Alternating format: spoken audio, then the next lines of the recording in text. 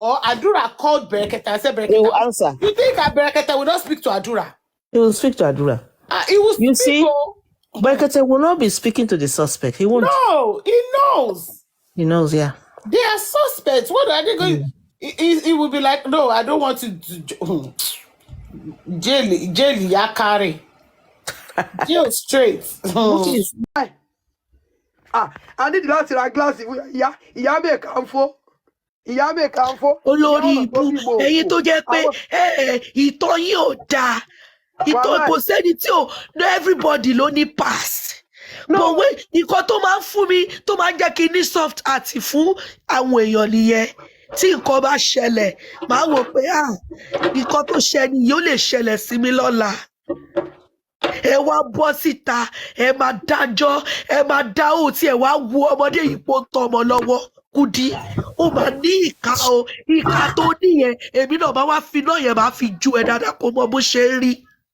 Kudi wẹ̀rẹ̀. Iná tó fi jọ́wọ́ mi fún 6 months, going to 6 months, tó ti fi náà yẹn tó fi jọ ọmọ yẹn. Kudi, mi ì tí ì rẹni tó máa gbà ẹ lọ́wọ́ mi. Kudi máa ṣòfò ní onídìí olórí burúkú olọ́gbọ́dà wáyé máa bàjẹ́ so ó lè dùn ẹ̀yin ó lè dùn ayé yín máa ẹ káàárọ̀ mà. Báà mi ọ̀rẹ́ mi níṣẹ́ o, sísítà mi ẹ káàárọ̀, báà mi ọ̀rẹ́ mi níṣẹ́ o, èmi ni mò ń jẹ́ iṣẹ́ ara mi.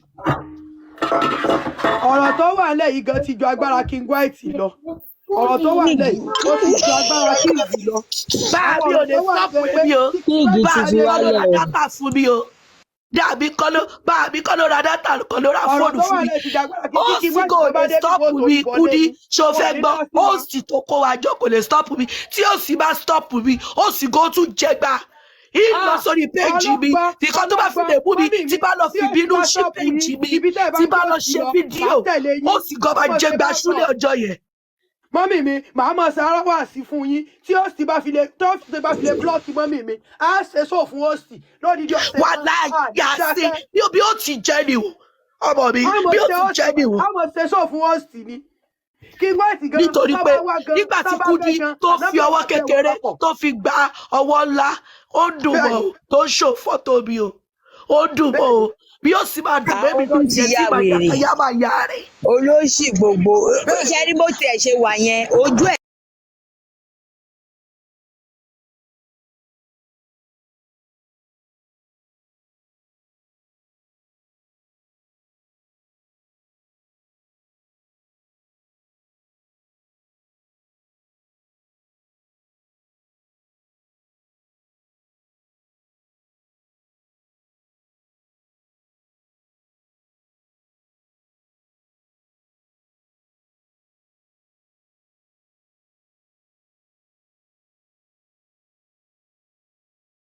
Kudi ò ní fò lábẹ́, Kudi ò ní tan lábẹ́, Kudi ò ń kúrú náà lábẹ́, Kudi olómi lábẹ́, Kudi alábẹ́ jíjàn, Kudi alábẹ́ rírùn. Ẹ̀wẹ̀ yín ìyá Kudi, ẹ̀wẹ̀ yín ìyá Kudi, ìyé eléyìn tasán, ìyé eléyìn gangan, ìyé eléyìn gangan, ìyé eléyìn burúkú, ẹ̀yìn burúkú tinú gòbúyọ̀, ìyé òfò tó bímọ òsì, ìyé òfò tó bímọ yà. Kudi olórí burúkú, Kudi ọmọ kọ́mọ, ìyá kíyà, ọmọ kọ́mọ, èso burúkú. Àwa ní Tinubu ń dààmú Nàìjíríà. Kudi ìwọ gangan nìṣòro Nàìjíríà. Ìwọ gangan nìṣòro ta nílẹ̀ Nàìjíríà. Kò ní dá fáwọn tí tó kó bọ́ǹdì. Olórí burúkú ọmọ òfò. Kudi wèrè. Kubiku, you are mad. You are mad. Fún kó tí ẹ ń ṣe ṣó fún màmá mi. Púpọ̀ ń porúkọ mọ́mì mi síta kò ní dáa fún ọ lẹ́ẹ̀kan sí. Orí rẹ̀ burú ni. Kudi orí rẹ̀ burú ni. Àbáyé rẹ̀ fẹ́ bàjẹ́ ni Kudi. Kò ní dáa fún ọ. Ó ń ṣe ṣó fún mọ́mì mi. Orí rẹ̀ ó burú bí erégun tí ń léwèrè ni. Olórí burúkú ọmọ òsì. Kudi olórí ibú. Kudi ọmọ ìyá àjẹ́. Ọmọ ìyá alábẹ́ rírun. Kudi ọmọ ìyá alábẹ́ rírun. Kudi ọmọ yóò fò. Orí ìyá ẹ̀ ti yí. Kò ní dáa fún ìyá rẹ̀. Ìyá rẹ̀ olóbò tẹ́tẹ́ ń kọbò. Wọ́n ṣaṣẹ́wọ́ tán fi dàgbà náà. Èmi ò rí bí tágbàlagbà tí mo rí báyìí. ẹ̀wọ̀ ẹ̀yìn ẹ̀wọ̀ ìyá ẹ̀sùn mẹ́yìn ẹ̀ mọ́ tẹ̀yìn bèmí lá o ẹ̀sùn mẹ́yìn o ẹ̀sùn mẹ́yìn ẹ̀dákun torí ọlọ́ ẹ̀ mọ́ tẹ̀yìn bò èmi lára torí gbogbo ẹ̀bẹ̀ ṣe gẹ̀ yìí gan-an ẹ̀yìn burúkú lẹ̀ gẹ̀ yìí yẹ ẹ̀sùn ẹ̀rọ mọ̀ òfò náà ẹ̀rọ ojúṣe dàbí tọpọlọ ẹsẹ̀ àrí gbogbo ẹsẹ̀ àrí èdèrèdè nú ẹbí yín báyìí. Abẹ́ ẹ̀rọ ọmọ bó ṣe rí ó rí bí àmú ẹ̀bà wèrè abúramáwẹ̀ èèyàn dúdú bí Kúdí ìyá rẹ̀ dúdú bàbá rẹ̀ dúdú bó ló ṣe wá dàfin bó ló ṣe dàfin lọ́sàn-án gan tó lórí ibú rẹ̀ bóra tán tó bóra keegun Kúdí ayé ẹ̀ ti rún ayé ẹ̀ ti bàjẹ́ o ó ti là fún ẹ wo tí ó tẹ́rí bó ṣe wà yẹn a ti mọ̀ pé kò sí nǹkan re tó tara mọ́ rẹ̀ bóde torí olórí burúkú ara rẹ̀ ó wo sùsùsùsù àbí olórí burúkú bó tiẹ̀ jẹ́ pé gbogbo spam multi-purpose spam òun náà dà sára ayé ẹ̀ tó fi bí ẹ irú ẹ̀ náà dẹ̀ níwọ náà bó ṣe máa jẹ́ nìyẹn o èèyàn ṣe máa bó àná mi torí kí nìyẹn ṣé kò wò yín kó wo ra ẹ̀ ní ẹ wo bó ṣe rí ojú nìyẹn wèrè ó tí ì darúgbó gbogbo ojú ti dìdàkudà wèrè wá rí bí nǹkan tó fi sọ òkò fásitì ni ọmọ dúdú ó di pupa lọ́sàn-án gan ayé ẹ̀ ti bàjẹ́ kú ṣé ẹ rí ẹsẹ̀ mọ̀ nǹkan ni Kúdí màmá ẹ má bínú ọmọ òṣì tẹ́ ẹ bí ọmọ àbí ìpabẹ́ ọmọ ọ̀sọ́nu ọmọ àjàrà bùkátà ẹ bí òun ló sọ pé àtọ̀dọ̀ mọ́mí òun lòun ti mọ̀ pé obìnrin lè wálé ọkọ kó tún máa ṣorí burúkú kiri sóòdì àfọ̀ iṣẹ́ tẹ́ ẹ fi lóhun lọ́wọ́ irú ẹ̀ náà lòun náà fi ń lọ Wùmí torí òun náà ni ó wà nílé ọkọ okókan òkú kọ́ńbọ́ọ̀dù ni bí Kúdí bá kú lónìí tí wọ́n bá ṣèkì Kúdí báyìí oríṣiríṣi okó ló máa jáde lábẹ́ Kúdí màmá ṣe é rọ́mọ yín tẹ́ ẹ bí tẹ́ ẹ bá ń wọ̀ olóko ẹ̀rẹ̀ bá yín ọmọ ọ̀sán ní kó pọ́npọ́ bá yẹ ẹ̀ Kúdí ọmọ yín mọtíkọ́lọ̀ mọtí rainbow olóṣì tó fi ásìdì bóra tí wèrè ò tí ì wọ 50 tó ti rí rédèrèdè nú ayé àwa wíta ìwìwọ́ lọ blọ́ọ̀gì wa olórí ibú ẹ̀ sọ ò lè gba most of àwọn nǹkan tí wọ́n ń ṣe fọ́mọ ọlọ́mọ wèrè ó dẹ̀ bí tiẹ̀ olóṣì ọmọ ìkòkò dúdú nínú ìkòkò dúdú lẹ̀fọ́ ẹ̀kọ́ funfun fi ìkòkò dúdú ní ẹ̀kọ́ funfun ti ń jáde wèrè tiẹ̀ ìyá rẹ̀ àti bàbá rẹ̀ wọ́n dúdú ìwọ odimọ ti kọ́lọ̀ ó ti ṣòpọ̀ ọmọ àlè ní Kúdí òun ṣe ọmọ ọkọ rárá wọ́n nídìí láti lọ ṣe DNA fún Kúdí kán mọ bàbá tó bí ẹ lọ́mọ á máa bí ẹ̀ dáadáa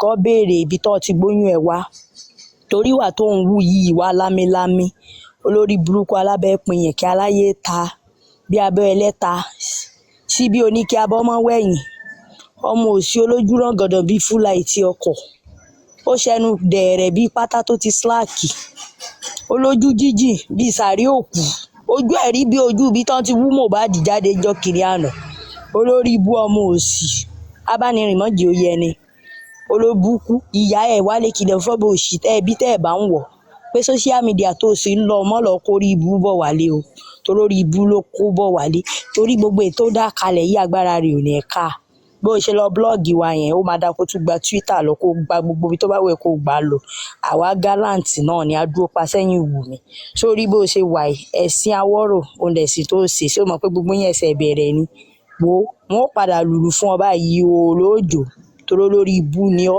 sínú òrùn obìnrin tó fi ń kí obìnrin ẹ̀yin obìnrin ò fò Kúdí yẹ̀yẹ́ Kúdí olórí ibú awítá ìwìjọ́ kìnìún àná ó gba Mẹ́kà lọ ó lọ ń pe èpè fúnra rẹ̀ olórí burúkú bí wọ́n bá ṣe rere ara kì yóò yọ kí ló mú ẹ sá kiri Kúdí kí ló mú ẹ tó ń sá kiri kí ló dá ẹ láàmú tó ń sá ká òkú Mohbad ló ń lé ẹ kiri òkú lérí òun ló lé ẹ ó dẹ̀ máa fi kóńdó ìwọ àti sísítà eléyín òfò eléyín ìyá eléyín sámúgọ̀ yẹn wọ́n máa padà bá tiẹ̀ jẹ́ náà ni mọ́mọ́ sẹ́rọ́mù òsì tẹ́ ẹ bí òun ló kó yàbá yín láàárọ̀ yìí òun ló kọ́rọ̀ bá yín tó rọ̀rọ̀ lọ́mọ elétí jẹ etí yín dẹ̀ ní tó bá padà tí tó di kò ká yé kò ká wa gò gbọ́ nǹkan kan bọ́mọ yín ò ṣe gbọ́ nǹkan kan ní ayé làwa gò gbọ́ anything àgbọ́ pa wọ́n ti gé wa létí lọ ṣẹ́rí bọ́ ṣe wà yìí ó wá fún àná mi báwo lè ṣe máa bú àná mi ẹ wo àná mi kẹwò sọmọ tẹ́ ẹ bí bó tiẹ̀ jẹ́ pé èèyàn dúdú lẹ́yìn àti bàbá ẹ̀ tóun wá lọ bóra tó lọ fásìdì bóra ẹ bímọ mọ̀mọ́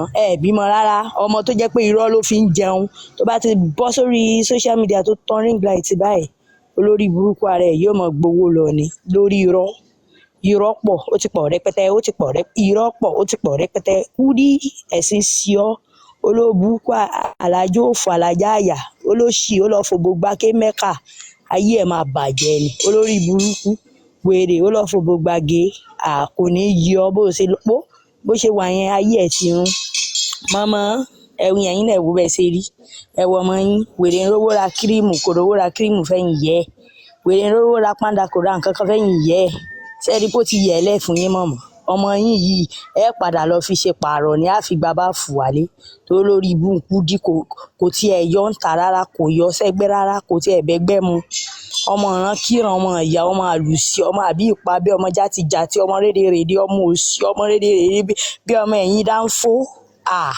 Kúdí tí ó ta ni aràn mi ẹ kọ́ntínú mo fẹ́ bóde nù ilé olóbùkún àbí mo fẹ́ máa jáde lọ jáde olóṣì ẹ̀dá.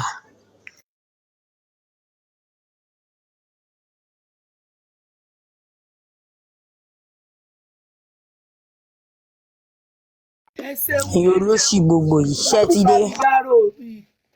Ẹ ṣeun. No, I put it here, my plate. No, I didn't.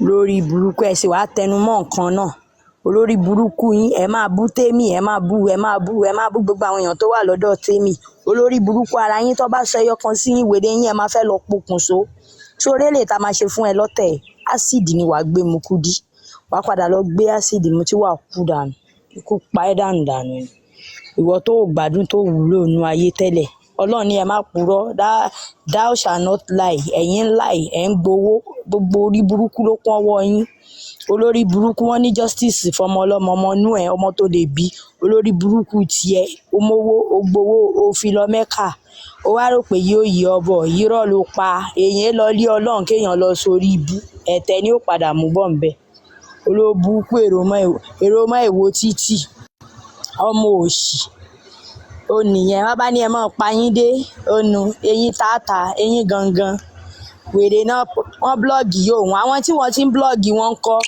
ìyá àti ẹ kò bá ẹ̀ ń wọ̀ ń gbà yẹn kó sọ fún ẹ pé Kúdí jẹ́ kó rí ẹ burú jẹ́ kí orí ẹ kó burú rọra máa post àwọn èèyàn tó wà innocent rọra máa sọ̀rọ̀ sí wọn ìyá ẹ ó gbọ́ bó ṣe ń pọmọ lọ́mọ òṣì ìyá ẹ ò pè ẹ́ ṣàkíyèsí ọmọ inú ẹ irú Liam tó lè ní grandchild olórí burúkú ara ìyá ẹ ò pè ẹ́ pọ́mọ mi Kúdí mọ́rìn mọ́ sórí ibú wọnú ayé lọ mọ́ ya wèrè wọnú ayé lọ ìyá rẹ ò pè ọ́ wọ́n wá jàjà sọ díẹ̀ sí ẹ olórí burúkú ara ẹ ó wá gbéra ẹ lọ sí kínní well òfin jẹ́ káwa máa tà ní ṣá o òfin jẹ́ ká máa tà ní gbogbo ẹ̀yin olórí burúkú má ṣàǹfààní tó kù ojú yín máa bó ó máa bó ìlérí ti kọrin fún yín ó ní bad man will never rest kò sí ìsinmi fún yín there is no peace for the wicked bẹ́ẹ̀ ṣe ń sorí ibú yín náà lẹ́ẹ̀mọ̀ jẹ̀yà yín igi 2x2 nílé rí mú dání tẹ́lẹ̀ ní ìsìn ó ti gba bazooka yẹn ó máa yin fún gbogbo yín tatatatatatatata ó máa pa yín dànù ní gbogbo yín báyìí ẹ máa rí pé lẹ́yìn ìgbà tán bá sìnkú Mohbad tán báyìí wọ́n kàn máa sìn yín tẹ̀lé ni mass burial la máa ṣe fún yín lẹ́yọ kọ̀ọ̀kan ẹ̀yin ẹran ẹ̀yin èèyàn rédèrèdè ṣé bọ́mọ ṣe ń lólé ayé lọ́mọ ṣe lólé ayé yẹn ọmọ tún wá kú tán olórí burúkú yín torí owó òfòwò àdánù tẹ fẹ́ gbà wèrè blogger sọnù olóbùkú kúbíkú lọ́ọ̀yà olóbùkú tí ò gbà skul kọjá àwà wí tán ó mọ fèbó òfò èbó òyà èbó tí ò sí inú dictionary abábíọ́lẹ̀ rè ní ìsìn pé kí ni mí ní èbó tó sọ ó lè rí mí ní rẹ̀ mú bọ́ta ẹ mọ̀ ṣe àdánù ayé ẹ mọ̀ sọ̀rọ̀ jàtàjàtà ẹ mọ̀ sọ̀rọ̀ rédèrèdè fáwọn ta ni àwọn mùmí ẹgbẹ́ yín àwọn nànà mú àwọn sìngbìn tán wà láàrin yín ẹ mọ̀ ṣèbó lórí ibú ẹ fi mọ̀ gbowó jọ owó òun kò ní mọ́ yín lọ ká mọ́ yín lọ bẹ́ẹ̀ ni ọmọ rí gbé ìrídìí jókòó Kúdí ìdí rẹ báyìí ó tiẹ̀ ti yẹ̀ ebi bbl ló lọ́ọ́ ṣe olóbùkú abúrámáwí ọ̀tá pákó ó lọ́ọ́ ṣe ìdí ẹ̀ máa padà bọ́ọ̀sì ni táwọn olórí burúkú tó gbá ẹ ní kóńdó tó bá ti fẹ́ bá ẹ̀sùn báyìí bẹ̀rẹ̀ àṣírí ẹ̀ ti máa tú wèrè ara ẹ̀ tó sì lọ́ọ́ fi ásìdì bó yẹn tó bá yá kó tó pé èjì màmá ẹ̀ wàá máa rùn ni wọ́n máa sá ẹ sínú òrùn tó lórí ibú ni ọ́ wèrè ti bú gbogbo ó ti bó gbogbo nǹkan oríire ara ẹ̀ wèrè ti bó dànù tán olóbùkú tó bá wá sọ̀rọ̀ díẹ̀ ojú ó ti di rẹ́ẹ̀dì láìsẹ́ ní fa náà sìgá ojú ẹni fa náà sìgá gan ojú wọn ò rí rádaràda báyìí olóṣì. You know, and I told them, and I said, this thing you are doing is not right. Òpònú á máa sòyìnbó lẹ́yọ kọ̀ọ̀kan bí ọmọ jélé ó sinmi. Olóbùkù ìyálé ilé yóò sì àyà. Mọ̀mọ́ ẹ má bọ́mọ yín sọ̀rọ̀ torí ẹ̀rọ ọmọ bí rárá. Nínú gbogbo àwọn ọmọ tẹ́ ẹ bí ẹ dì sóònù Kúdí o. Orí ibú ni Kúdí mú wálé fún ìran rẹ̀. Wọ́n nítorí kọ́mọ lè bá a dáràn kọ́mọ lè bá a ṣe nǹkan gidi ní wọ́n ṣe sọmọ lórúkọ. Orí ibú ni Kúdí mú wálé fún yín, kò mú nǹkan gidi wálé. Èpè ni mú wálé torí tó bá ti la ẹnu òṣì, ẹnu tó rí bí ẹnu pẹ́pẹ́yẹ, tó rí bí òbó ẹṣin yẹn, tó bá ti là báyìí pa. Ọ̀rọ̀ òfò ni mọ́ jáde ń bẹ kò lọ́rọ̀ rí lẹ́nu. So therefore màmá, ẹ sọ fún ọmọ wèrè tẹ́ ẹ bí, ọmọ òfò tẹ́ ẹ bí, tó jẹ́ pé multipurpose sperm òun lẹ fi bí. Ẹ sọ fún un kó jẹ́ kó rí òun kó burú. Ṣé ẹ mọ̀ pé kó mọ bá bẹ́ẹ̀? So therefore ẹ sọ fún un kó jẹ́ kí orí ẹ̀ kó burú big time. Gbogbo orí burúkú tó ń ṣe kiri ilẹ̀ yẹn, ìyá ẹ̀ tó bá máa padà gbé wálé fún yín, ẹ̀yin náà ti máa rí sign pé wọ́n ti yọ àdá àtìgò àti gbogbo wọn ti yọ bo wèrè. Olórí ibú, blogger àsọnù, lọ́ọ̀yà àsọnù, olórí burúkú tí ò lọ school, wọ́n ní ó lọ school kó ló ń dó kiri. Aláyé rún bí aṣọ inú àpẹ̀rẹ̀. Àwa wíta ìwé ẹ sọ Wumi de gbẹ́ndé abẹ́ yín. Ní tọ́mọ yẹn lè ṣe ìwọ́nú yín ló lè ṣerú ẹ̀. Olórí burúkú Kúdí ṣé wọ́n lè bọ́kọ jìyà bó ṣe wà yìí? O lè bọ́kùnrin jìyà. Èbí nítorí kó má lè bọ́kùnrin jìyà lórí burúkú ẹ̀ ṣe lọ bóra. Pé tó bá ti bóra tán, fine girl, tọ́kọ ẹ̀ ò bá rí ẹ, ará àta náà rí ẹ, wọ́n á lè máa mú ẹ dó. Olórí ibú. Alábí òfò, alábẹ́ lami, olóbò òpin yẹ̀kẹ́, olóbò rìnrùn. Wèrè oní skin cancer. Kí ló wọlé? Òbúkọ Kúdí ló ń rùn. Ìwọ̀nba lèèyàn ń bóra. Kúdí ó yẹ kó o bí ìbejì kó tó bóra. Olóbùkú ẹlẹ́sìn.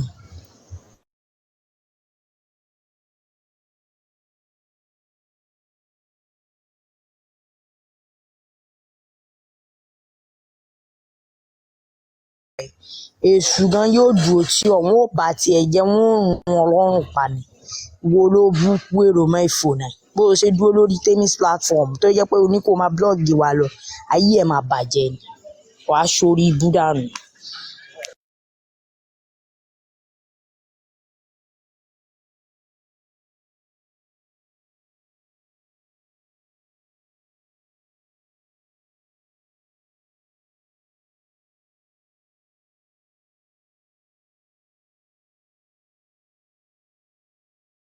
Private autopsy ṣé ẹ mọ̀ pọ́rọ̀ lọ́mọ elétí jẹ ni? Olórí burúkú wọ́n ti call for war men, so wọ́n gbọ́dọ̀ rí war now. Ogun yẹn wọ́n gbọ́dọ̀ rí. Olórí burúkú ara yín, àwọn wèrè ọ̀sọ́mọgbọ́mọgbé wèrè tẹ́ kó tira náà, táwọn yẹn náà lọ mú fọ́tò irú wa èmi ò gbọ́ mi ì gbọ́ po, kò sí nǹkan kan. Bẹ́ẹ̀ bá mú fọ́tò tèmi kò kan ayé. Who know me? Ọlọ́run ló know me. Ẹ ti ya wèrè, ẹ ti ya wèrè gidi. Ẹ̀yin olórí ibú èèyàn rédèrèdè. Àbáwá wí tán, ẹ máa gbé narrative olórí burúkú lánàá, ẹ máa gbé mi ìlénì, ẹ máa gbé mi ìlọ́la, wọ́n fi ṣe yín ni. Ṣọ́ fi ṣe yín ni. Olórí burúkú ara yín tẹ́ bá rí nǹkan míì ṣe ẹ̀dẹ́ kò rí bú ẹ kó lọ wájú. Ṣọ́rọ̀ wá kú bẹ́ẹ̀ ni. Tẹ́ bá rí nǹkan míì sọ ẹ lọ máa sọ nǹkan míì náà. Lórí burúkú gbogbo àwọn ọmọ tí ò yẹ kó máa wọ ẹnu sọmọ lọ́mọ lára ẹ wá sí kò ní yẹ yín. Èmi náà tẹ̀ ti fẹ́ máa jáde lọ jàre. Ẹ̀yin olórí ibú gbogbo yìí. Tí wá ló wá dé? Ṣé wọ́n máa ń sọ ẹran mẹ́ran kíkan kọ̀ọ̀kan pa ni? Ọlọ́run máa yọ yín. Ẹ̀ tí rẹ anything. Wo Jòsí bí ẹ ṣe ń support Jòsí tó jẹ́ pé nítorí kẹ́ lè bá Jòsí sùn ni gbogbo yín ṣe dúró sẹ́yìn Jòsí. Gbogbo yín náà lẹ máa padà ẹ máa lọ rot sínú jéèlì ni. Ẹ̀yin olórí ibú gbogbo yìí. Ẹ̀yin èrò má ìfònà èrò rádaràda. Ìyà ó jẹ yín pa ni. Ìyà ó máa jẹ yín pa torí lórí ibú ni yín. Ẹ ṣé èèyàn tó fi ń tọrọ èèyàn. Gbèmí olórí burúkú yín ṣáwọn ọmọbìnrin tẹ́yìn náà ní. Nígbà tó tiẹ̀ jẹ́ pé wọ́n ready láti settle down débi pọ́n máa láwọn fẹ́ ṣe nǹkan kan pẹ̀lú ọkùnrin. Wọn ò lè bọ́kùnrin jìyà náà. Ká tó wá sọ pé wọ́n fẹ́ ṣe anything tó dáa. Ọmọ ọlọ́mọ ẹ̀dẹ̀ ń parọ́. Àwọn èèyàn tó tún dúró sẹ́yìn ọmọ ọlọ́mọ pé ẹ tẹ́ ẹ ní sùúrù. Ẹ ní sùúrù ẹ tún mú àwọn ẹni ẹlẹ́ni ẹ lọ ń blọ́ọ̀gì wọn, ayé ẹ máa bàjẹ́ ní Kúdí. Kúdí olórí ibú, Kúdí alábẹ́ lami, Kúdí o, Kúdí Kúdí ìṣílẹ̀ kan, Kúdí olórí ibú o, Kúdí òòrà yí ẹ báyìí. Máa wo màmá, eyín nìyẹn. Ẹ fẹ́ yín mu ṣù. Ẹ káàárọ̀ mà. Yes ma. Ẹ fi yín mu ṣù iṣu o, ẹ fi yín gbéṣu jẹ. Kúdí ló ń jẹ́ bẹ́ẹ̀. Màmá Kúdí ló ń jẹ́ bẹ́ẹ̀. Eyín nù. Ìyá ló ń bọ̀ yìí o, eyín ló tààtà. Bá ti ní kẹ́ mọ́ panu ọmọdé torí nǹkan báyìí ni. Kéyìn wọ́n mọ̀ lè mọ́ bọ́ọ̀lẹ̀ ní bọ́ bá di pé wọ́n dàgbà tán tí wọ́n dọjọ́ ogbó. Kúdí ò tí ì rí nǹkan kan eléyìí tájọ tá a tara bọ̀ tá a tẹsẹ̀ bọ̀ yìí. Wo wàá sùn wàá sùn pa olórí burúkú wọ́n bá dẹ̀ bí ẹ wà ní multi-billionaire yẹn ìyá ẹ̀ rè ó nu. Béèyàn bá ti ẹ̀ gbẹ ẹ rí lára èèyàn pé ẹni gbẹ ni ṣùgbọ́n ọwọ́ ìtọ́jú ń bẹ lára wọn. Àwa wí tán wá mú ìyá general tíá wá fi sẹ́nu òun sọ rídìrídì lẹ́nu. Kò ní bẹ́ńsán fún ọ Kúdí kò ní bẹ́ńsán fún ọ. Ìwọ ló ṣe ọmọ àbí ìpàbí ọmọ òfò ẹ̀. Màmá ẹ sọ fún ọmọ yín kó jẹ́ kó rí òun burú orí ẹ̀ kó burú big time. Gbogbo òṣì tó ń ṣe yẹn kó lọ tọwọ́ ẹ̀ bọ̀lẹ̀. Bí bẹ́ẹ̀ kọ́ gbàdúgbàdú báyìí ó tiẹ̀ ti ń gbowó àgbàdo lọ́wọ́ ẹ̀ ni. Ó máa tẹ́ńtẹ́ bò gidi ló máa lò. Mọ̀mí Abistouch. Yes, wálé ẹ kúlé ẹ káàárọ̀.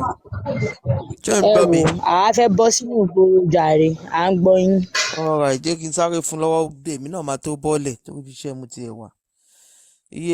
Iye Kúdí pẹ̀lẹ́ o, ẹ kú ọ̀rọ̀ ọmọ o, ẹ kú ọ̀rọ̀ ajé o. Owó tó ń fún ẹ tó ń ná nàkúnà máa ná dáadáa. Ìgbẹ̀yìn ló máa ń dolóko àdá. Ó bá tẹ̀ wú dáadáa kó tó ṣe é. Wàá kọ́kọ́ jókòó wàá dàjẹ́sì gbogbo ọ̀rọ̀ yẹn náà kó tó di ipò ṣe ṣùgbọ́n ò lọ́pọlọ débẹ̀. Ó sì péré ní lọ́ọ̀yà. Lọ́ọ̀yà ò kí ń hùwà bẹ́ẹ̀ yẹn. Tó bá gbẹ́jọ́ wá bẹ́ẹ̀ wàá wò pé kí n kọ́kọ́ wẹjọ́ yìí náà. Ó ní sọ pé torí ó fẹ́ gbowó. Kó wá sọ pé òkè jẹ́ máa dájọ́ lọ.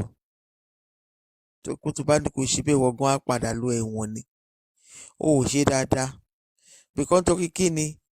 Bó ṣe mú Wùmí tó mú ọ̀rọ̀ tó ń mú sẹ́nu. Ṣé mo pé òun ní irú ẹ̀ lọ́mọ nìyẹn?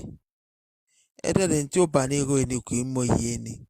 Òun lọ̀rọ̀ ẹ̀ kò yẹ kó ṣe báwọn. Ìwàkuwà gbáà òun ló wù yẹn. Ìwà wòyà tí ò bẹ̀ tí ò rọ̀ ẹ́ ń sìn.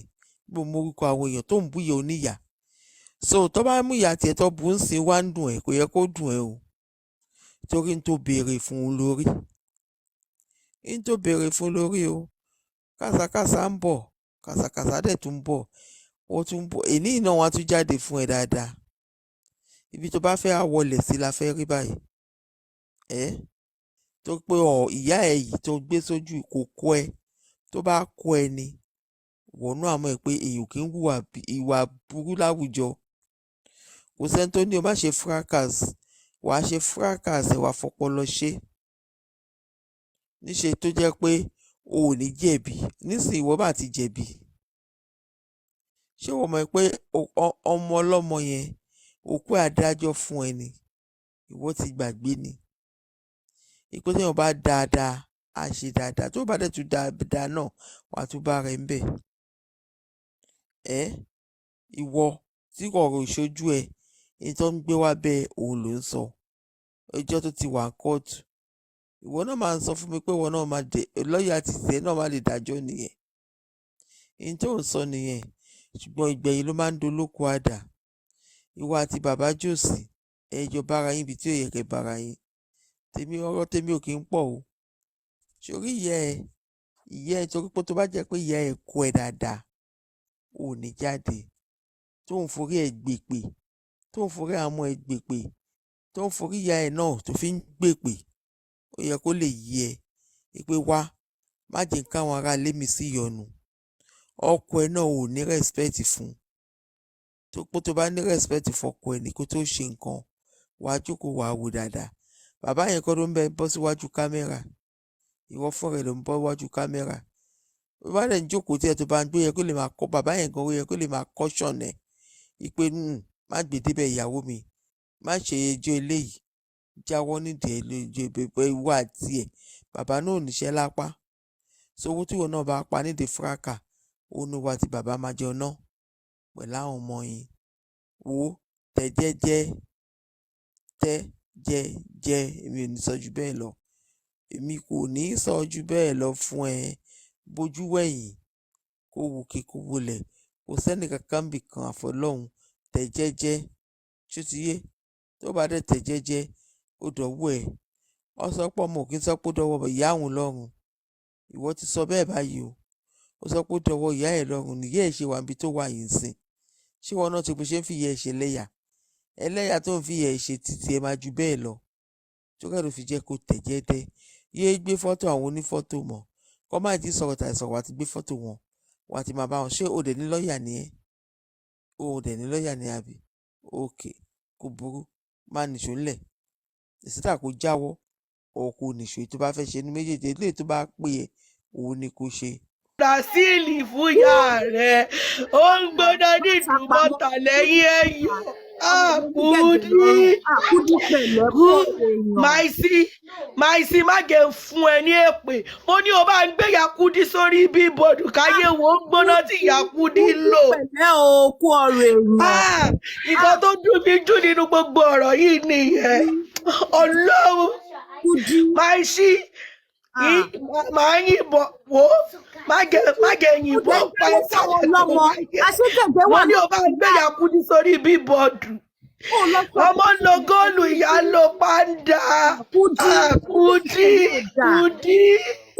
olórí ibú jọ́sìsì tó fẹ́ ṣe fún ìyá Mohbad òde kọ́kọ́ ṣe fún ìyá rẹ̀ náà kò tiẹ̀ kọ́kọ́ lọ bá ń pẹrẹ bíìtì gbogbo gẹ̀gẹ̀ tó wà lọ́rùn ìyá rẹ̀. Ọmọ tó bá sọ nínú àpò ìyá ló so pọ̀ Kudi lọ tọ́jú ìyá ẹ̀ lọ tọ́jú bẹ́ẹ̀ Kudi ó mà ṣe o Kudi ó mà ṣe o ó mà dẹ̀ ṣe o Kudi pẹ̀lẹ́ kú ọ̀rọ̀ èèyàn ò ní wàá rírú ẹ̀ lọ́nà méje pẹ̀lẹ́ eléyìí tó tiẹ̀ wá bẹnu jẹ́ lójú gbogbo ẹ̀dá yìí ẹ jọ justice for Kudi ẹ bá ń dáwó fún ìyá ẹ̀ fẹ́ ṣe operation ọrùn dúkìá ìyá Kudi fẹ́ ṣe operation. Calling a record label or a music group, because artists need to start learning all these things. When you want to join a record label, the personality of the owner of the label or the investors goes a long way, because nǹkan tó ń ṣe fún gbogbo àwọn èèyàn ọjọ́ tó bá ti dance to their tune ó máa ṣe fún ẹ. No matter what, they will do it to you. If your record label clique, the whole crew, if they are the type that are quick to slap people at any given opportunity, push people away, all those things, when the time comes, they will do same thing to you. Most of the guys in Davis DMW, whatsoever they were doing, is he logistic guy or whatsoever, I'm not going to mention his name. Ọjọ́ tó máa treat fọkọ̀ pẹ̀ group chat báyìí lọ ti sọ fúnra wọn pé ẹwọ Timbaland tẹ bá ń bọ̀ ẹni tí gbogbo yín mọ̀ ní if I just give a clue all of you already know the person. Ẹwọ Timbaland tẹ bá ti ń bọ̀ ọdẹ invite ẹ ọdẹ bẹ̀rẹ̀ sí ní fi Timbaland tẹ lórí mọ́lẹ̀ tọ̀nà tọ́ búlì ẹ ọdẹ yọkú nínú WhatsApp group chat ọdẹ X immediately no longer part of 30BG or DMW. Artists need to learn all these things a lot because passion ta fi nà yálé ni ó wà lókè àjà ta ìmà yóò lè fún ìwọ ìyàwó. There is no way Mo will have entered that place peacefully. Okay, if Mo was the one fighting, what about the guy? Let us paint a scenario. Mo went in there and he started fighting. What about his other guy? Was his other guy fighting as well? I don't want to believe he will be fighting as well because méjèèjì ò lè gọ̀ láti mọ̀ pé you have entered the lion's den. So it's either Lifestyle is trying to settle and Mohbad was doing the whole fighting. But I don't want to believe Mohbad and Lifestyle or whoever that guy was went in there and started fighting all of a sudden. No, someone must be fighting and someone is making a peace. But the agenda of the Malians and everybody was That's their plan. And that was the only reason why they lay hands on that kid. Because from the first place, Naira already implicated himself, or complicated himself rather. You said he's your artist. You can't watch them be bullying him. I'll give you a very short story. There is one boy they call, was it Dammy Twitch? I think it's Dammy Twitch. The boy is late now. When the boy wanted to, true story, I had this story from a reliable source. There is something about Davido's crew. Tara Tabatiwa. Ó máa ń dàbí ẹni pàrà ta yẹn owó tó wà nílẹ̀ yìí ó fẹ́ wá gba gbogbo owó yẹn ò ní kárí ni that David crew that you are all seeing way back tó pọ̀ gan bí wèrè yẹn ó máa ń dàbí ẹni pé àrà ta yẹn báyìí bóyá 100k or 1 million àti David máa fún ẹni yẹn báyìí ó máa bá gbogbo nǹkan jẹ́ fún wọn ni. So they have this culture of not allowing people to come closer to David at all.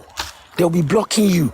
From a reliable source, they said when David discovered Dammy Twitch, was it Dammy? Boy, I mean, Dammy, that David's official photographer, I've forgotten his name. I don't think it's Dammy. I've forgotten that guy's name. They said the day David discovered that boy, I think they said they were in the club. The boy already took some David's picture, which he has been sending to David, and David has been posting. David likes them. So I think David now asked him to come and meet him at the club or so, or somewhere. According to the person that gave me this gist, one of their guys got gone. He now said, when the boy was trying to approach, they were going to do the rubbish they always do. And David cleared them. Nobody must touch this boy. This boy is part of us now, blah, blah, blah, blah, blah, blah, blah. That was what gave the boy the visa and everything to walk free in that DMW. If you think I am lying, if anyone thinks I am making this up, I'll give you a throwback. Anyone that has been in this industry should know HG2. One video director, way back, one short guy, Mushini. That guy relocated to Yankee, I guess. So life is booming. He's a video director. You can check him out. I think it's HD2 or H2G. You can Google this thing. Just type H2G or HG2. Nigerian video director. When that boy now came to Nigeria, that day was very funny. Me and some of my friends, it was a Monday morning. I think we clubbed for Friday, Saturday, Sunday. So we were at QLox till Monday. From QLox, we wanted to go to Beach House again. I think this was many years back. Then, that boy now went to hang out with them, David. He was chilling with them. He was feeling happy. He was feeling among and all. The next thing they did to this guy, they beat him up. They flung his laptop, like they threw his laptop away. Okay, I think what actually happened was when they were doing their convoy, the boy mistakenly crashed David's car. And this was the guy all of you have been flexing with too. And the next thing, some of those guys, they separate, allegedly, probably under David's instruction, went down, beat that same guy up, threw his laptop away where all his work was. And at the end of the day, the guy later came online to call out David. This tabloid carried the news many years back. So these are the kind of people we are dealing with in our entertainment industry. And any little thing, they are quick to come out, give people money. But who are they behind closed doors? We allow people with names and power bamboozle us. We allow people with name and power. We allow them to control our thoughts and reality of once I don't talk, nothing where anybody won't talk again. Now me then go believe. But we are quick to attack our government all the time when we can't even fix the little problems in our society. Naira Marley is not even supposed to be thinking of music. Taba scrutinize enough. Taba jẹ́ kó mọ̀ pé ọ̀ràn òun ni ó dá ipò ṣe báyìí fún artist. Everybody should remember Mohbad could have been anyone's younger brother. It could have been anyone's elder brother. It could have been anyone's father. It could have been anyone's best friend. And it could have been anyone's glory and breadwinner of the family. That is why we need to pay attention to this thing that is going on. Naira Marley knows what he's doing. And all upcoming artists out there, I'll continue begging you, stop signing deals out of desperation. Stop signing deals because you think you are getting old. There is no age to success. Ìgbà tá bá ti kọ́ mọ́ epo máa dé ló máa dé, kò sọ́gbọ́n tó lè dá. Kò sí bó ṣe fẹ́ ṣe. Fatai Rolling Dollar had his years and he slipped. He tripped. He fell. Then during Babajide Rajifashola's tenure, Fatai Rolly Dollars was one of the most listened to artists with different collaborations with people. He enjoyed the old age. Sometimes kò ń ṣègbà tá kọ́kọ́ ni lọ́rọ̀ lé ayé. Ìgbà tó máa pẹ́ lọ́wọ́ wa gangan òun ló já jù ló yẹ ká máa sá. If Mohbad had known that there will be a day in his life if he wants to walk away from that kind of life these people are living and all, in the first place, he wouldn't have even signed that deal with these people. Did he even go through his contract very well? What we are dealing with that people don't understand is we are dealing with multi-million naira case here. Because Naira needs to pay, Chairman, Naira needs to pay every kobo on that boy's royalty. I was on someone's live yesterday and I told the person, do you know how much? This is a royalty that can bankrupt Naira himself. Fact only. This is a royalty that can bankrupt Naira. And I'm going to break it down. There is money on DSP. We have how many DSP? More than 35 or 30. We have all of them are all monetized DSP. These are iTunes, Spotify, Apple Music. I can't even measure them. Now, let's say more on Spotify alone, Iraq's, because now they are still going to like add his recent stream to the money that is with Naira Marley. They'll add the recent streams and all to it. So let's say Plenty Enemies that he released under Malian Records gain 10 million streams or 50 million streams. Do you know how much 50 million streams is on only Spotify alone for a verified artist? Now let's go to Apple Music.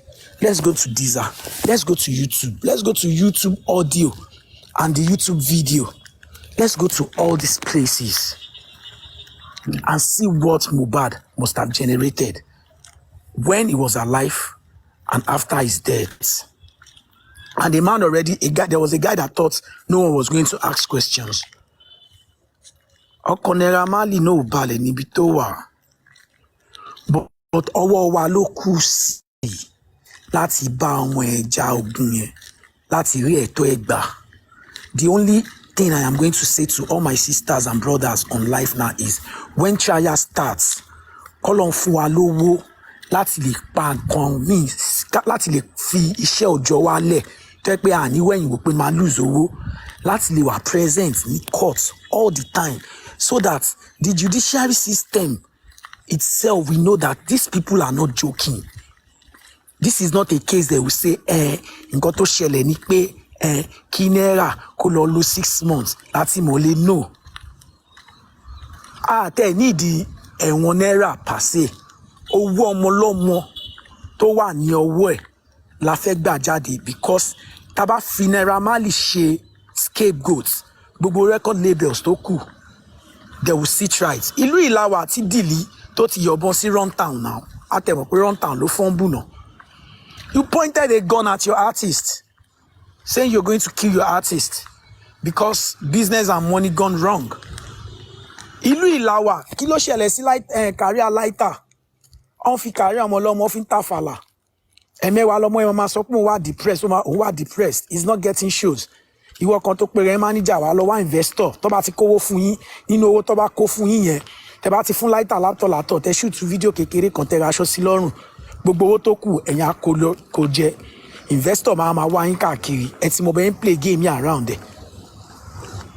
Kí ló kọ bọ̀bọ̀ Bobby mo dẹ̀ gbàgbé orúkọ ẹ̀. Kíní ló sign, mo ti gbàgbé orúkọ bọ̀bọ̀ tó sign ẹ̀ bọ̀bọ̀. Wọ́n ń ta mọ́tò. Ọ̀fẹ́ lè jẹ́lé ayé bọ̀bọ̀ yẹn run. Ìgbà tó di pé bọ̀bọ̀ yẹn fẹ́ máa béèrè owó ẹ̀ lọ́wọ́ àwọn olórí burúkú yìí tọ́jọ́ plan gbogbo kíní ìtọ́ mọ́ra wọn. Ó bẹ̀rẹ̀ sí ní threatening bọ̀bọ̀ yẹn. Ẹ bẹ̀rẹ̀ sí ní lo Samilari àtàwọn wèrè tó kù. Ẹ bẹ̀rẹ̀ sí ní fi wọ́n threatening bọ̀bọ̀ yẹn wá lè sọ̀rọ̀ mọ́. That guy had to let go of the money. A lot is happening. That's why I just look at people whenever they are talking on social media, trying to analyze our music industry. I'll just be looking at them like, I wish you know what is going on behind closed doors. If you know what all these boys are facing behind closed doors, you won't even be putting out in entertainment talks. You just either stick to politics or sports. For me, Naira Marley is smart. I've studied pattern with Naira a lot. When he had problem with the EFCC, for him to make himself look good, what did he do? He released Missy Trouble, Am I a Yahoo boy, and all those things. Divert people's attention to the reality of cards, Torilowe, others, and all those things, money, other blah blah blah blah blah, all those things that could have implicated him. He's smart in changing narratives. He has been doing it since day one. Go and check his record. Go and check his record. These are the kind of animals we allow our kids to listen to. We know music is about drugs, sex, and whatsoever, money. But at the end of the day, when we want to have fun, let's have fun. When we want to be serious, let's be serious. If we truly want justice for Mohbad, though, ẹ̀yin tẹ́ bá wà ní Nigeria, ó máa wà very vital fún wa ká wà constant ní court. Because bá ṣe ń rí èrò sí ní every hearing, ló máa fi mọ̀ pé yes, this case is not the kind of case they will just say nǹkan tó ṣẹlẹ̀ ní pé ká wá ṣe báyìí kìnnìkan. No, we are not going to do it that way. We are going to go all out on Naira Marley and Sam Larry. Owó ọmọ yẹn tó wà lọ́wọ́ wọn, ó gbọ́dọ̀ powó ọmọ lọ́mọ jáde. That's all I'm going to say. Thank you. Good morning. So much, Onibaje, for your submission. Do you have anybody that would like to say something before we move ahead to the next video?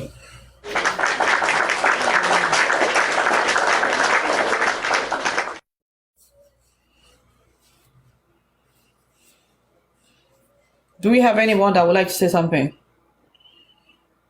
Okay. So just gonna go ahead and move on to the next video. Mommy Wumi, if you are still here, you can send your request, ma'am. Thank you, ma'am. Okay, so let's go ahead and show the next video.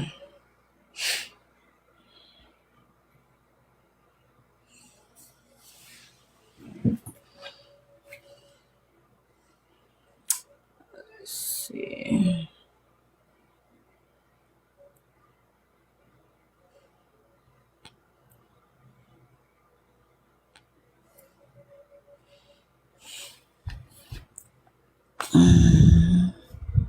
If I die, Amalia is in Amalia kill me. So I don't know these people are behaving on me. They have been doing bad things on me. I went mad because of this issue. Now they are trying to kill me. As you guys can see from the title, we have Mohbad in the news. So Mohbad suddenly went on Instagram Live, right? And he started shouting to the world, calling for help, telling the world that Naira Marley and the rest of Malian music want to kill him. I beg, if I die like this. And that if he dies, Naira Marley and the rest of Malian music should be held responsible. Now, why you don't want to kill him, it's not exactly clear. He did not say it in the video, but he was saying so many things. He was saying so many things like Naira Marley and the rest of the Malian music, like Zinoliski and the Malians, like some of their friends are not musicians, and their wives, they are all plotting against him. They are all plotting to run him mad. He hinted that maybe it's because he's glorious, okay? Maybe because his music and his career is going on fine, better than they expected, so they want to have him under control of some sort. But it's not exactly clear what the deal is between Mohbad and Naira Marley and the rest of Malian music for them to want to hurt him, okay? So we are going to stay tuned for more updates on this issue.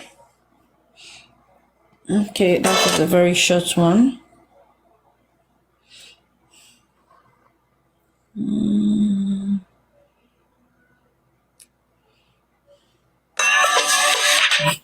It might be no.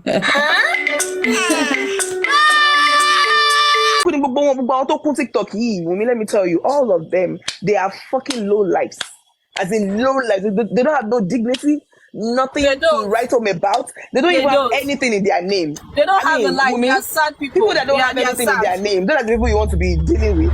You need to come out of your shell. You need to look good. You need to breathe. And you need to look nice. Go to spa. You know what I'm talking about.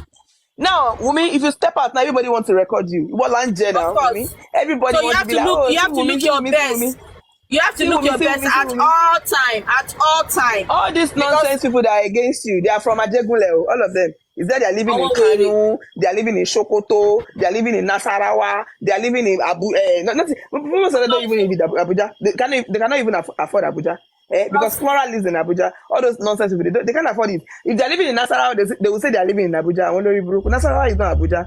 You know those people living in Nasarawa, living in killing like sent by Tommy, living in you know sent by Tommy. That people is paralyzed. All those people, they are just envying you. You know what I mean? Like you have a charming looking handsome man all by yourself. They want to kill themselves. I mean, somebody was saying it today. Somebody was saying it today that Wumi actually charmed the guy. I mean, I would charm the one I love. What are you talking about? I want to charm him so that he would just be only me. What are you talking about? Is it your boyfriend or is it your husband? But if Mohbad signed it, Mohbad said they say you don't use Kayamata, but no be Diamata. No be Namata. Mohbad like the Kayamata like that. Mohbad like him. He said no be Namata. Egbe no she song. Keko shilo. All of you now will come there now. Is it that your wife don't beat you this morning? Or your husband don't beat you this morning? You need to see the way you need to see where Tommy say drag Mandy on their platform. Oh my god. They dragged her yesterday, Yes. You know, see how it happened. They started from Paparan. I called Bolly and I just said Bolly. So, you know, I am Yinka, they brought out, she was there analyzing, she was not saying, you know how they normally talk, they stab thing, all those things. And then she said that there's even a video trending of Wumi and Yabojo's daughter twerking to Naira Marley. You get? And I've seen that video on Comfort's page. That's clearly not Wumi. She was saying it like, you know, her voice is very loud. She was not saying that you can see her twerking, Naira Marley, Wumi. People are now commenting that it's not Wumi. It's not Wumi. Even people that are not in Wumi. Do you get? You know, Papa was like, okay, fine, let's play the video. Let's play the video. That coffee, she don't mad. I don't know anything. Wumi. Now Wumi matter popular. So Papa said, let's play the video. So Timagata was there. Timagata was telling her, that's not Wumi. Even Mandy was saying, that's not Wumi. But she said, don't tell me, I know what I'm saying. That's Wumi. No, that's what Papa said, let's play. Timagata came up, now play the video on the big screen. Everybody was like, that's not Wumi. As in, they started entering everybody in the comment section. They're like, even Tony Pemperin. So yes, they was like, don't carry that your nonsense fake. I was even surprised. Even people are not even, they were all coming for her. So Imandi came up on the panel and said, hello, please, nobody should say that's Wumi. You know how she's talk. That's not Wumi. The Wumi I know can never twerk.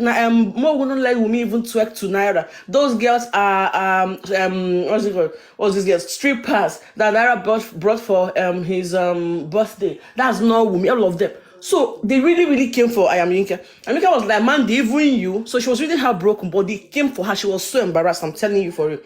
So after that, so Tomisi was on the line. Tomisi was like, so Mandy said that I know Wumi and what she has been doing to Mohbad even before Mohbad died, and she's still doing it. So Tomisi was like, wait, on the comment section, Mandy, what is it that you know that Wumi has been doing to Mohbad and she's still doing it now that Mohbad is dead? You know, Mandy, Sky Ivy, One Midday, all of them were coming for Mandy. You know, and you guys know that every time Mandy will be commenting, she'll be saying as if she knows Wumi. But Libby knows this for sure on Papariano. She'll be saying Wumi did this. She will come on the page. She will saying that she knows Wumi, that she know. You would always think that she knows Wumi because she changed her name to Mo's best friend. And she's like, oh, that Mo does not love Wumi. That is her that Mo loves. You know, she has said so many things about Wumi and all that. So yesterday, Tommy was dragging her, was not saying, say it. So they were like coming after her that she's always claiming like she knows them, she lives with them. That she'll come and say what she knows. So yesterday in Tommy's life, that's how Tommy sing. I am sent by Tommy. Loved by Faith was there. Golden Seal, Midday, and so Tommy was dragging her. They were dragging her. They were like, she must come. So Tommy was really pissed because she told Tommy that Tommy tagged her and said that you've been supporting Naira Marley and I've noticed it because normally if you comment about Naira, she would come for you. So Tommy was like, you cannot support Naira. That's not going to happen. That you're a Malian on Papariano. And then she told Tommy how. Tommy was like, tell us what you said. You know, she was like, I'm even the one replying you. So the thing even got Tommy angry. Tommy went to her life and was dragging her. That's how she now came up. Hey. They were now talking. So all this is okay. I was not asking her questions. I'm not asking her, do you know Wumi? Okay, tell us, have you ever met Wumi? Do you know her? Do you know this girl? Said that she does not know Wumi, that she has never met Wumi. I was like, what? Because you could say that she knows her in person, like they are friends. Because she will keep commenting, oh, Wumi did this one to Mohbad. Oh, Mohbad does not even love Wumi. Oh, and she said with her mouth that she doesn't know Wumi. So Collins said, okay, you've never met her. She said, no, she has not met her, but she knows her friends that knows Wumi. Can you imagine? And then Thomason asked her, Godison, because Godison was trying to mediate between her and Thomason. Godison asked her, so do you know Mohbad? So what did Mohbad tell you? That you said that you know what Wumi has been doing to Mohbad before Mohbad passed and still doing it. She said that it's not like Mohbad told her personally, that Mohbad cannot tell her things personally, but that her friends that Mohbad knows. This girl was just saying off point. I'm like, what? I'm like, what the fuck, man? Like I was dumbfounded because every single time Mandy is talking as if she knows Mohbad, as if she has, in fact, because she used to say they call her Mohbad's side chick. Mohbad does not even know who you are. Mohbad does not even know you. Mohbad has never even met you. You're saying you're Mohbad's side chick. Mohbad does not love Wumi. It's you that Mohbad. People, nothing one ever see for this justice for Mohbad matter. You carry this on your head. I was spreading it around that says don't they craze, and the parents they look at like that. Small girl don't they colo. Not the confessing, you have never met this thing. But you go around saying things like, oh, Mo did this to Wumi, did this to Mo. Oh, so she's obsessed. She's obsessed with Mo. I'm like, okay, so you this is who you want to be. This is like Wumi want to be. You want to be like Wumi. So you want to be Wumi, but you can never be Wumi. So in other words, you need to hate her. That is why you hated her so much. So they were asking her like, because these are her people. But they were really against her. Because Tomisi was like, you keep saying things about this girl, about things like this girl did to Mo, but you have never met her. You don't even know her in person. So what are you saying?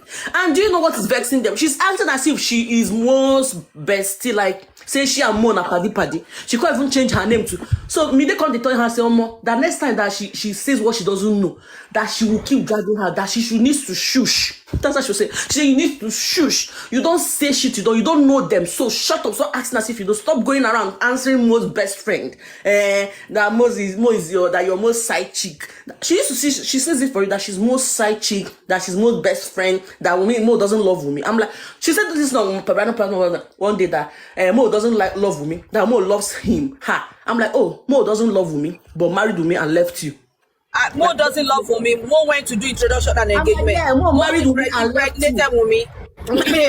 Mo left you. See, some girls are mad, yo. You know, some girls are mad, though. I was surprised. Like, so this girl has been saying her all life. You don't even know this girl. So she don't even know that you exist. That somebody called Mandy. So why are you doing this? Why are you going around saying, oh, Wumi, as if you know her? And they confirmed from her yesterday, and she said she doesn't know them. She doesn't know Wumi. That she knows Mohbad. She knows the friends that knows Mohbad. It's not like Mohbad told her anything. That Mohbad must have told them. Are you okay? Are you speaking for them? Who are them? Why don't you speak for yourself? I mean, you don't even know this person because you are following the bandwagon, because people are saying, okay, let us all say, a lady for that matter. You don't even have a stance of your own. You don't even have a ground of your own. You're saying what people said because people said, and you're following them like that. But you have no personal relationship with either. And if you see that girl, she's a small girl, or she's a baby. Very small girl. Small girl, that Mandy. Last omo kekere. People that are still supposed to be under their parents, they're already out in the world, out on the streets. You need to see her. So you are so obsessed with Mo that you hate Wumi so much. And now that hatred will kill you. Now that hatred will pie you. Because very soon, sooner than later, you will pie. Pie as in pie. Oloshi. You are crushing on someone else's husband. Yes, now they are twins now. Yes, Mandy is twins. Oh no. Yes, she's twins now. Yeah, she's a twin. She's a twin. And they look alike. You cannot differentiate them. Two identical twins. Extremely identical. You cannot differentiate them.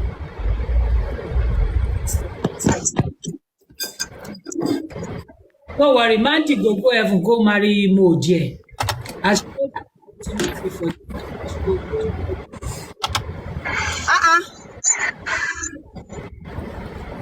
Yeah, if you see how ugly this girl be, if you see her neck as it be, I never see that kind of neck for my life before. Girl, Small be like girl, so. oh, What that small girl. only shame be love. If you see this small girl, we can't get that kind of disease. I say we should go do surgery. Surgery.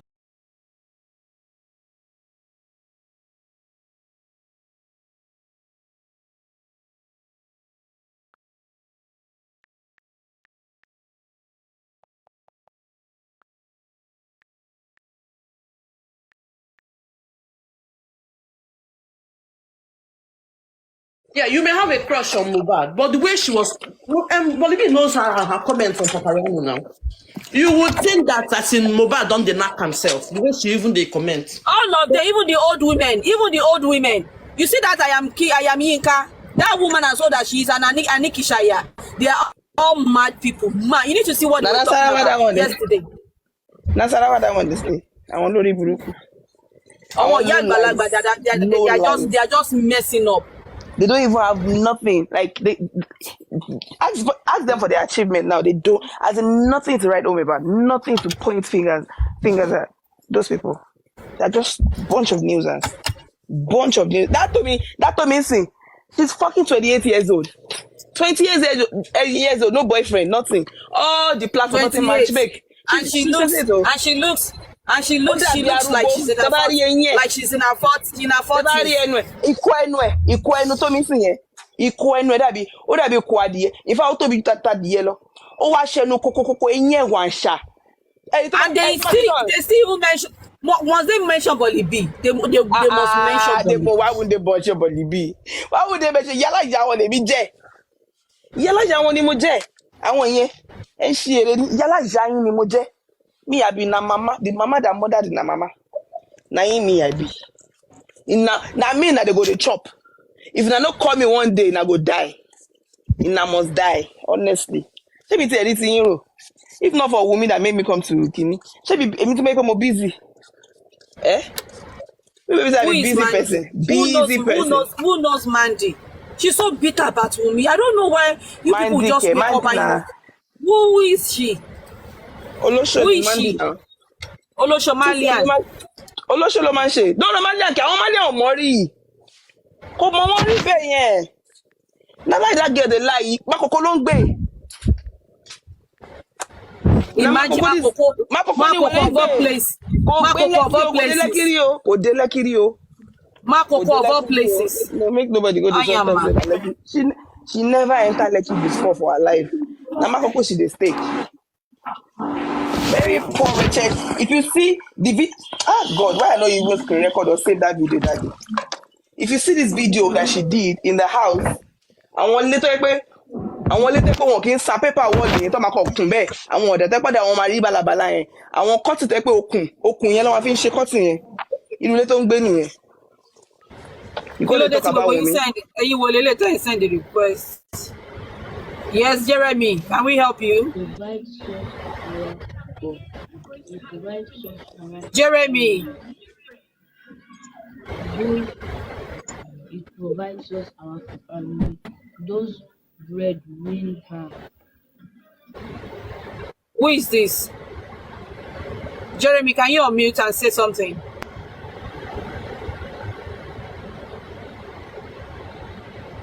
Jeremy. Tamika, can we help you?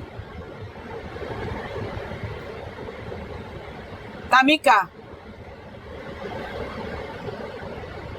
You people should not come up here if you know you're not going to say anything, okay? Stop coming up here if you don't have anything to say. Just How can we help you?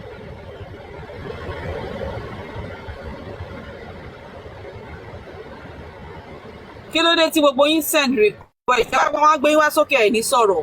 Ẹ máa di odidi all of a sudden.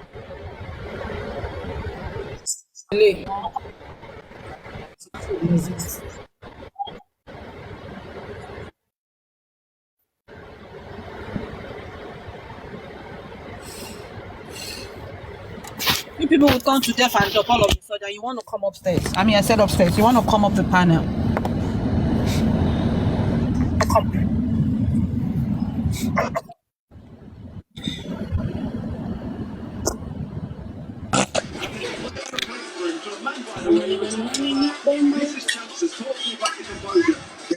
Me there, no one can pick you up. It's only MFM that can pick you up. Today.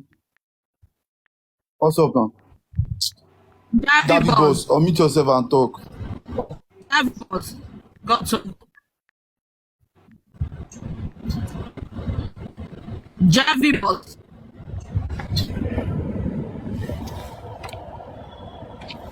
Kí ló dé tán máa gbé yín wá sókè tẹ́ bá dókè ẹ̀ ní sọ̀rọ̀? Why? Javi Boss. Orúkọ Javi Boss ẹ jọ já mi bọ́ ni. Ẹ jẹ́ kí n máa ń jábọ́. Máì ti jábọ́. Javi Boss, do you want to talk or not? No, na. Ṣáìrì ni ó wà lókè ó lọ ń comment in comment section. Ó wà lókè ó lọ ń sọ̀rọ̀ in comment section. You are very stupid. We don't enter them. They don't. Put distraction. You want to distract you one here, Timo. You never know these people. What's it? My answer. Wèrè níyìn. Ó lọ mọ nǹkan tó ń drag lọ́wọ́ báyìí. Ọmọ ẹ̀ náà ń sọ Mandy, Ajé, Westo ń ṣiṣẹ́ fún Naira Marley. Tí ọmọ yẹn fi lè wà lọ́dọ̀ Westo. MFM pick me there. They are working together. Ajé, Mandy olórí burúkú yẹn. Tómi sì ni ó drag ẹ̀ lánàá ó fi wọlé. Ọmọ òṣèọmọ rádaràda. You are so obsessed with me. You will just die. You will just die for nothing. And she's lying. Elédè máa sọ bí pé ó ní affiliations kankan pẹ̀lú àwọn Naira Marley. Ànírọ́ ló ń pa, ó kàn máa parọ́ lójoojúmọ́. If I tell you what Wumi did, bí ọkọ ẹ̀ náà ló ṣe ń ṣe, ìyẹn náà máa ṣe should I talk? Ṣebí wọ́n máa pa ni. Ìwọ náà bẹ̀rẹ̀. Ṣebí wọ́n máa pa ni. Wọ́n máa pa ni náà. Ọkọ ẹlẹ́nu jẹ̀bẹ̀tẹ̀. Wọ́n máa pa ni náà. Ẹni tó bá ọpẹ máa ń datọ́ lẹ́nu ni. ti parọ́ wọ́n máa pa ìgbẹ̀yìn. Mr. Dawa, good morning. Good afternoon. Okay, afternoon. Good morning, Mr. Dawa. You had a call. Please don't send any request because we are not going to pick you. You had a call and you wanted to come. No, don't come up, please. I'm not going to pick you.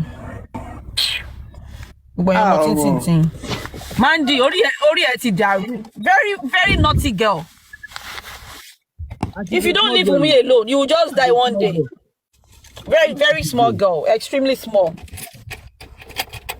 Very small girl.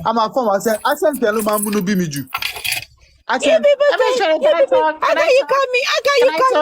come here, small girl. You come here, small girl. You don't even know my age. I'm not a small girl. Ọmọ tíntín tí ọmọ tó yẹ kọ́ yìí wà lábẹ́ ìyá wọn. Ẹ náà, olóṣìní náà, oní Westo lọ fi sọ́dọ̀ prime suspect. Oní Westo lọ fi sọ́dọ̀ prime suspect náà, oló moderate fún prime suspect.